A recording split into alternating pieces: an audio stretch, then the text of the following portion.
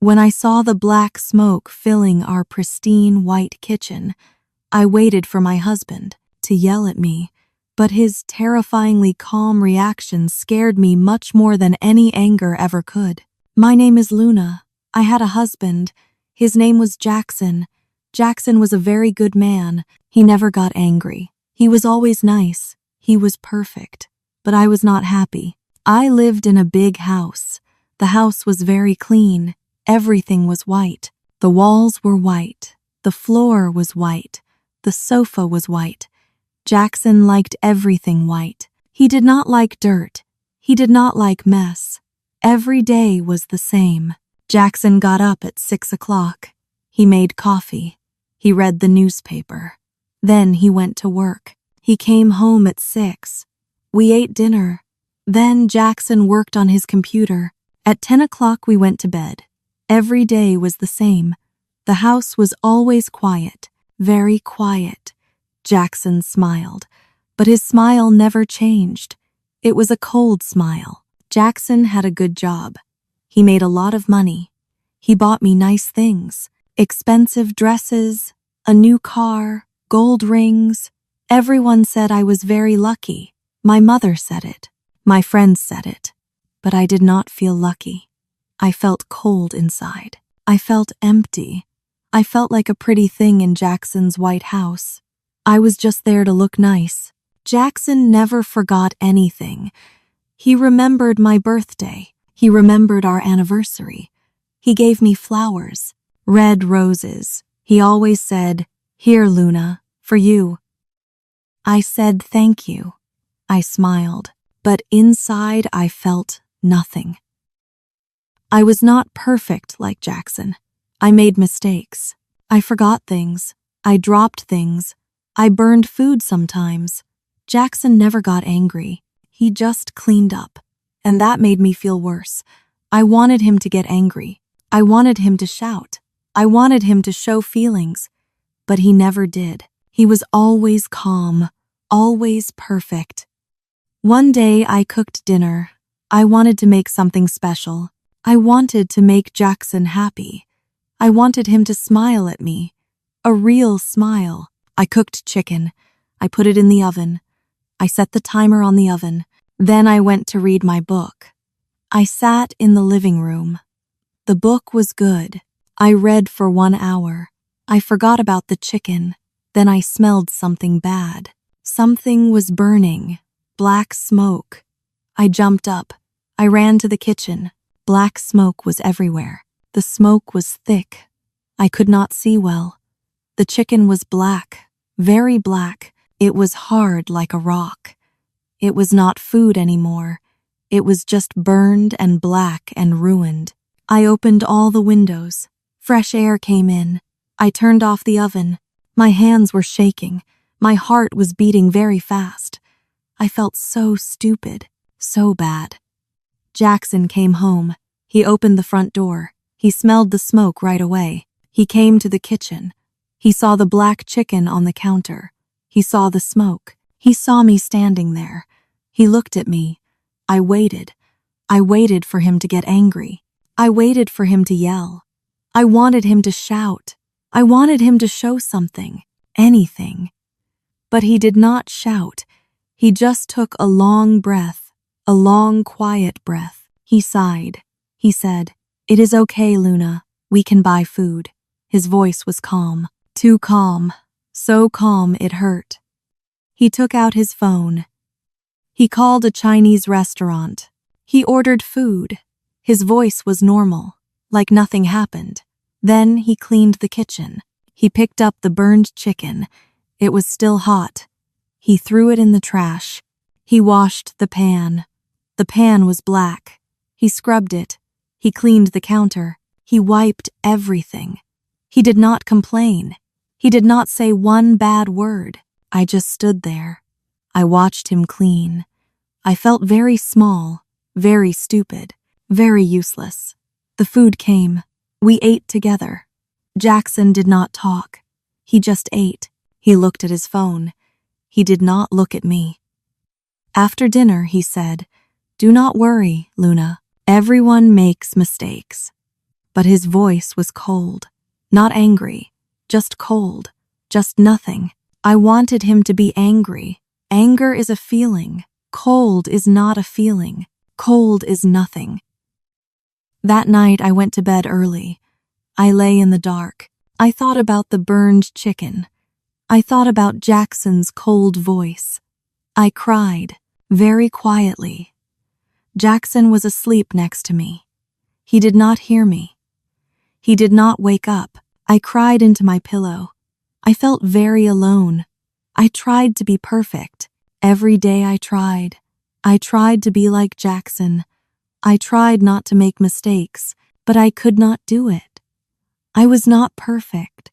I dropped cups. The cups broke. Jackson just cleaned up the broken glass. I forgot to buy milk. Jackson just went to the store. I burned the toast. Jackson just made new toast. He never got angry. He never said anything mean, but I saw it in his eyes. I saw that I was not good enough. I was the only mistake in his perfect world. I was the only dirty thing in his clean house. 2 weeks later, Jackson told me something. He said, "I am having a party here at our house on Saturday." His boss was coming. Important people. Jackson wanted everything perfect. He hired servers in black clothes. He chose quiet classical music. On Saturday morning, Jackson gave me a silver dress. "Very expensive," he said. "Wear this tonight." I put it on. I looked in the mirror. The dress was beautiful, but I felt like a decoration. The party started at 7. Many people came. They wore expensive clothes. They talked about work, about money. Jackson smiled. He shook hands. I stood in the corner. I held a glass of red wine. I smiled at people, but I felt invisible. Then someone walked behind me. A man in a gray suit. He turned fast. His arm hit my hand. The wine glass fell. Red wine went everywhere. On the white carpet, a big red mark. Everything stopped. Nobody talked. Everyone looked at the red wine. I looked at Jackson. He walked over to me, slowly.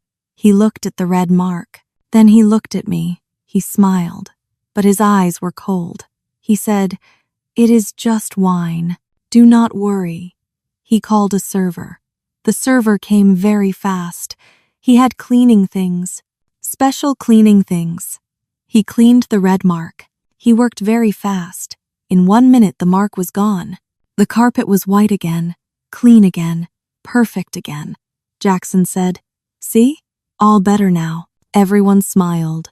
Everyone went back to talking, back to laughing, like nothing happened. But it did happen. I made a mistake again. Jackson did not get angry, but I knew. I knew he was disappointed. I knew I was not good enough. Not good enough for his perfect party. Not good enough for his perfect life. I stood there. I felt very small. I looked around the room. Everyone was perfect. Everything was perfect. The white walls, the clean floor, the expensive people. I did not belong here. This was not my world. I was not perfect like them. I was just a mistake that Jackson had to clean up. That night after the party, I could not sleep. I lay in bed.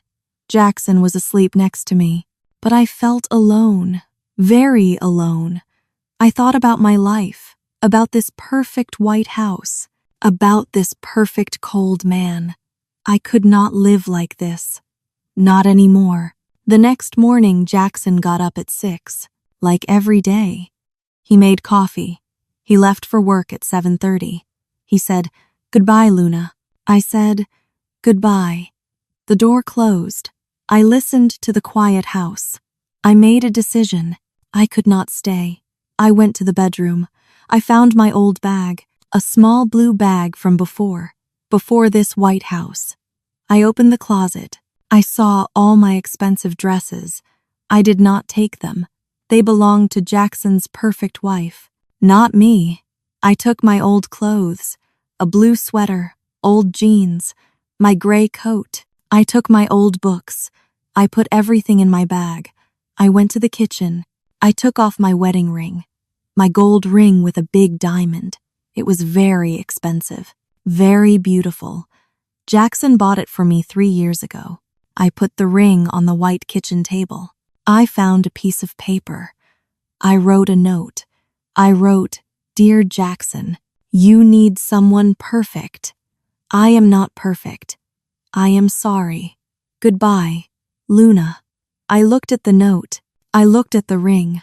For one moment I wanted to stay, but I picked up my bag. I walked to the door. I did not look back. I left the White House. I left the perfect life. I left Jackson. I walked to the bus station. It was a cold morning, a very cold morning. The sun was coming up. The sky was gray. Gray clouds everywhere. I bought a bus ticket to another city, a small city, far away from here, far from Jackson, far from the White House. A city I saw one time before, many years ago. Before I met Jackson, the bus was old, very old. The seats were not comfortable. They were hard. The windows were dirty. But I did not care. I did not care at all. I sat by the window. I put my small bag next to me. I watched the White House disappear. I watched it get smaller and smaller. Then it was gone. I watched the big buildings disappear. Tall buildings, rich buildings, perfect buildings. I watched everything disappear behind me. Everything from my old life. The bus drove for 3 hours. 3 long hours. I did not sleep. I could not sleep. I just looked out the window. I watched the world go by. I saw fields, green fields. I saw trees, big trees with no leaves. I saw small towns, little houses, normal houses. Not perfect, not white, just normal. I saw real life, simple life, people walking on streets, children playing, dogs running, real life. The bus stopped. I got off. I stepped down. I stood in the new city. My new city. It was small, very small. The buildings were old brick buildings, not new and shiny. The streets were narrow, not wide and clean. Nothing was perfect. Nothing was white. Nothing was clean like Jackson's house. It was beautiful, real and beautiful, warm and real. I walked down the street. I carried my small bag, my blue bag. It was not heavy. I did not know where to go. I had no plan, no idea, but it was okay. It did not matter. I was free. Finally, I was free. Free from the White House. Free from the cold life. Free from being perfect. Free to be me. I found a small room to rent. It was on the 3rd floor. In an old building. The stairs were narrow. The walls were thin. I could hear my neighbors. I could hear their music. I could hear them talk. But it was my room, my space, my home. The room was not big. It had one small window, one bed, one small table, one chair. The walls were yellow, old yellow paint. The paint was not perfect, but I loved it. I had some money I saved before I met Jackson. Not much money, but enough for now. I needed to find work. I walked around the city. I saw people selling food on the street. Hot dogs, coffee, sandwiches. They had small carts. They worked outside in the fresh air. They talked to people. They smiled. Real smiles, not cold smiles. Real happy smiles. I wanted to do that too. I found an old food cart. A man was selling it. The cart was old and dirty, but it was cheap. I bought it. I worked for 3 days. I cleaned it. I fixed it. Then I painted it yellow, bright yellow like the sun. I decided to sell soup and bread. I made a sign, Luna's Warm Soups, my name, my cart, mine. The work was hard.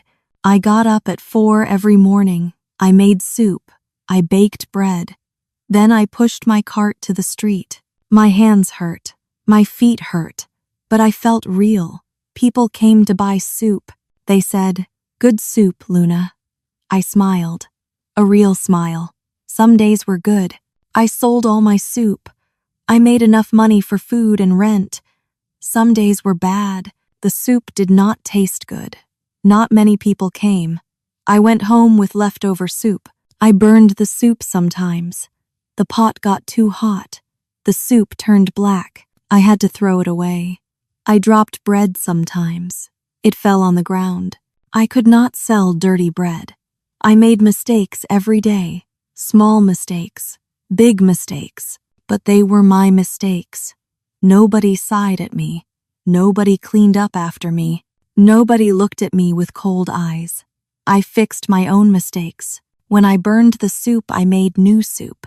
When I dropped the bread, I baked new bread.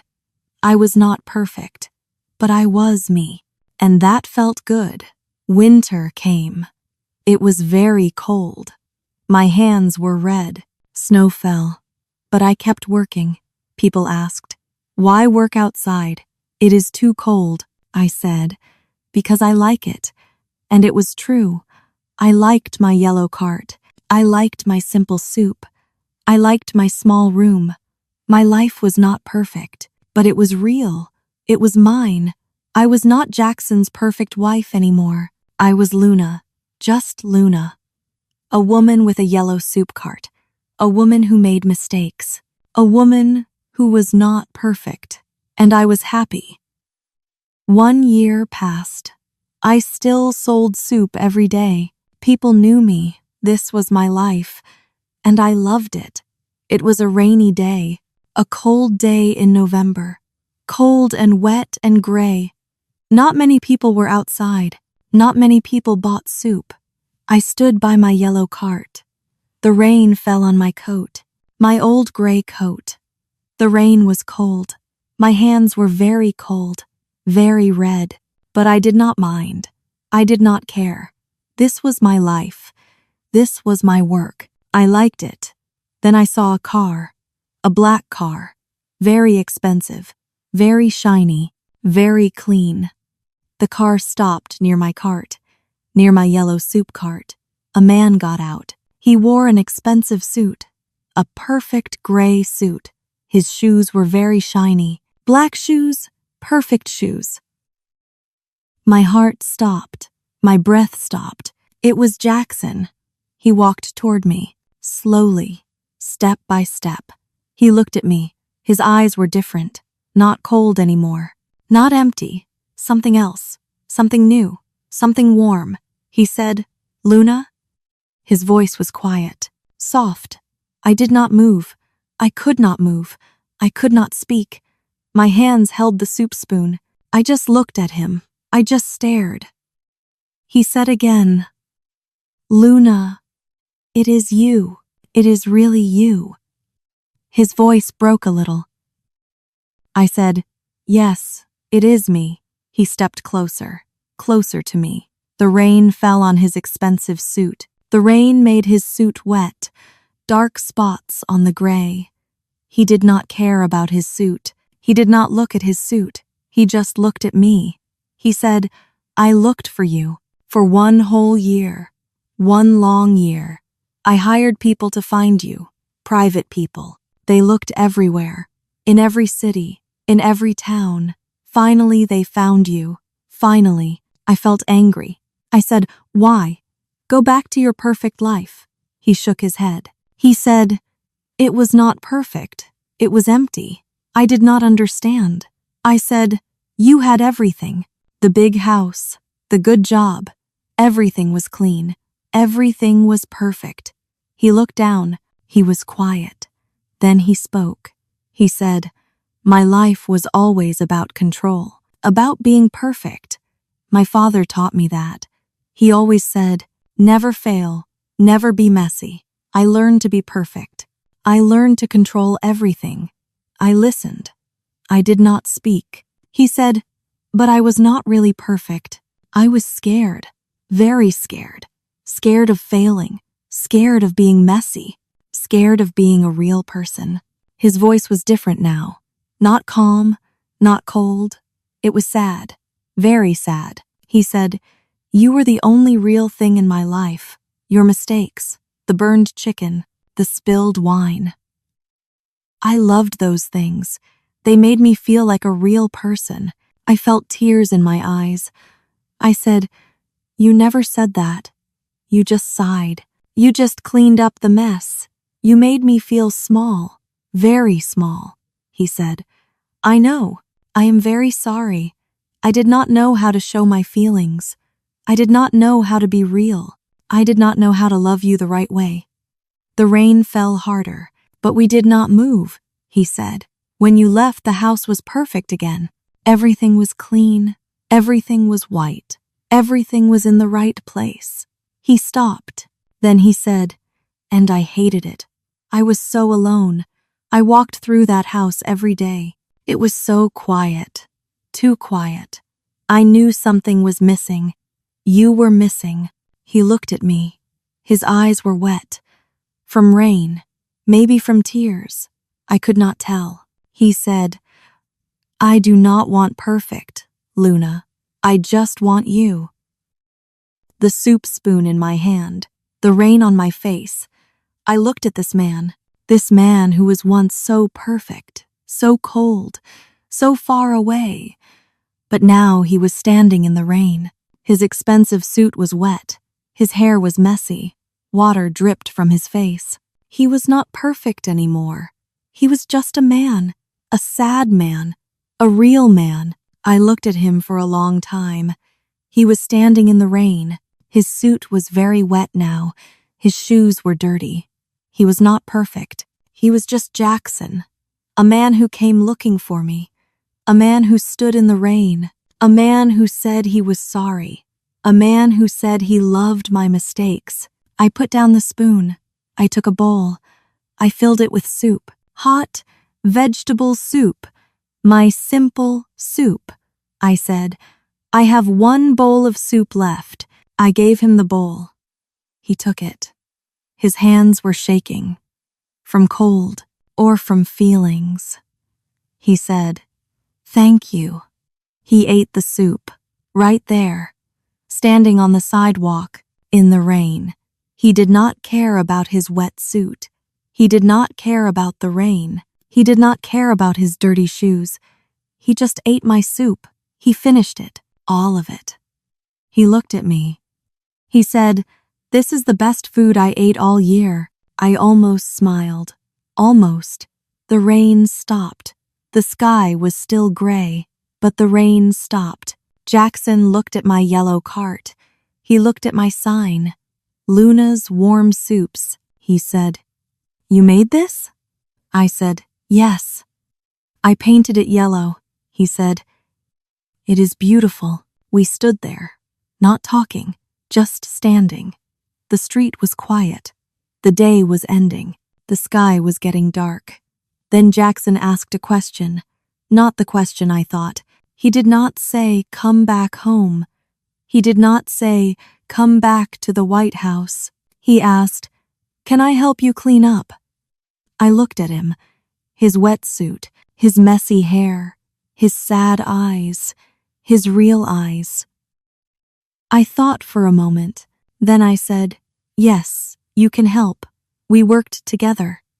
I washed the pot. He dried it. I packed the bowls. He folded the sign. I wiped the cart. He helped me push it. We pushed the cart down the street. Together, toward my small room, my room with yellow walls. Jackson's expensive suit was dirty now, very dirty. His shiny shoes were muddy, but he did not care. He did not say anything. He just pushed the cart. Next to me, people walked past us. They saw a man in an expensive, dirty suit. They saw a woman with a soup cart. They looked at us. Some people smiled. Some people looked surprised. We did not talk much. We just walked, slowly, together. The street was quiet. The day was ending.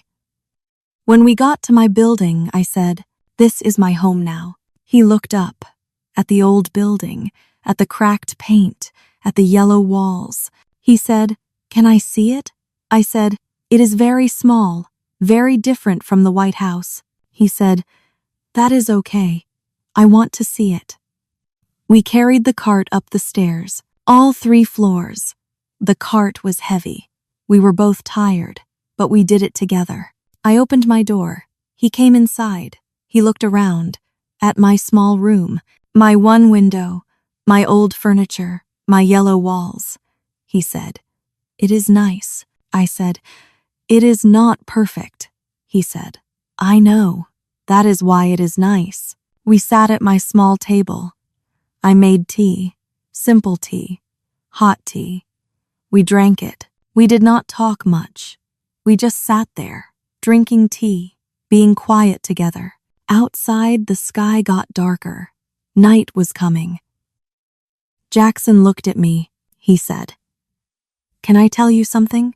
I said, "Yes." He said, "I was wrong. About everything. I thought perfect was good. I thought control was good. I thought clean and white was good. But it was not good. It was cold. It was empty. It was not real."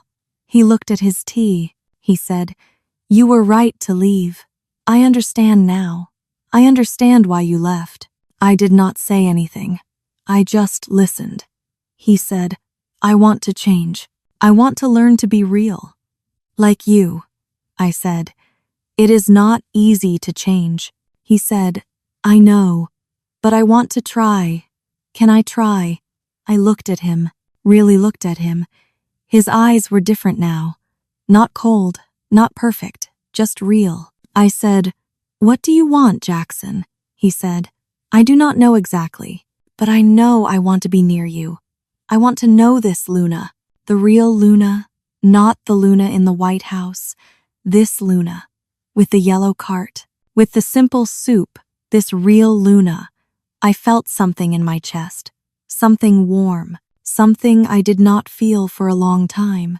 I said, "I am not coming back to the White House." He said, "I know. I am not asking you to come back." I said, "I am not going to be your perfect wife again." He said, "I do not want a perfect wife. I just want you, the real you." I looked at my tea. I thought for a long time. Then I said, "You can come back tomorrow, if you want. You can help me with the cart again." He smiled, a real smile, not his perfect cold smile, a real warm smile. He said, "I would like that.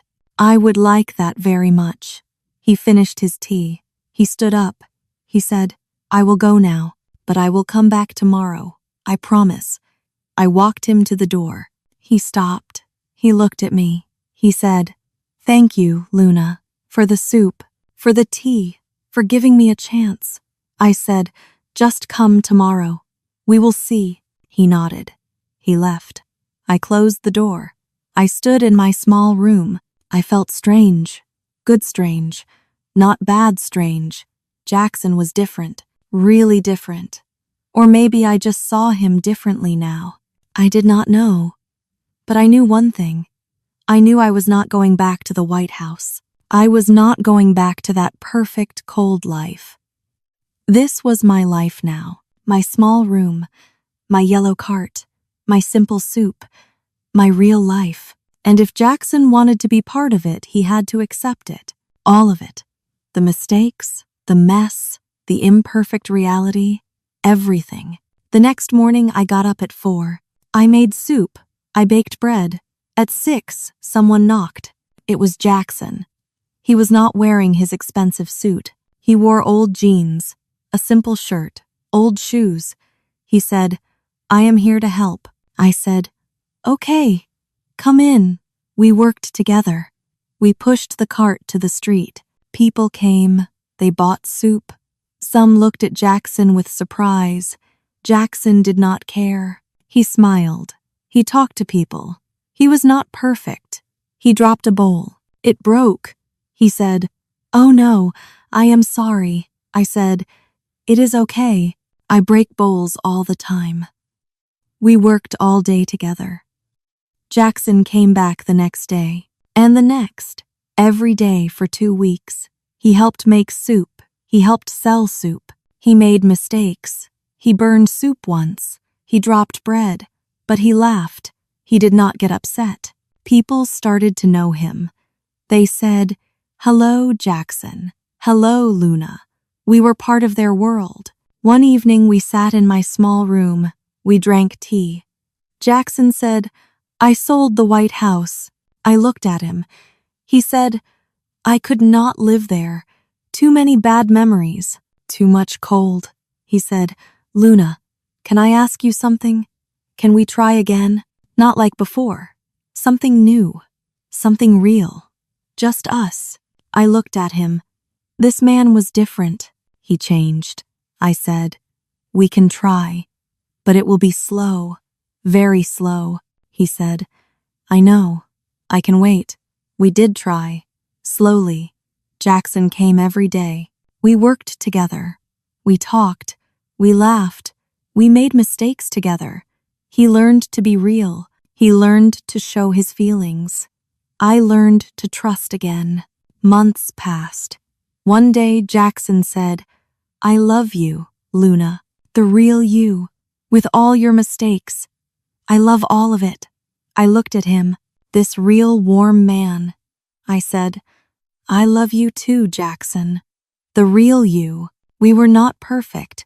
We made mistakes. We argued sometimes. We burned soup. We forgot things. But we were real. We were happy, and that was better than perfect. We outgrew the people we were before. The cold, perfect people. We became new people. Real people. Happy people. The yellow soup cart was still there, on the street corner. Luna and Jackson worked there every day, making simple soup, being real, being happy. The cart was not perfect. The soup was not perfect, but it was theirs. And that made it beautiful. That made it everything. Thanks for watching. If you want to support the channel, please like, share, and subscribe to Teddy English Story. Your support helps us create more amazing stories for you. See you soon.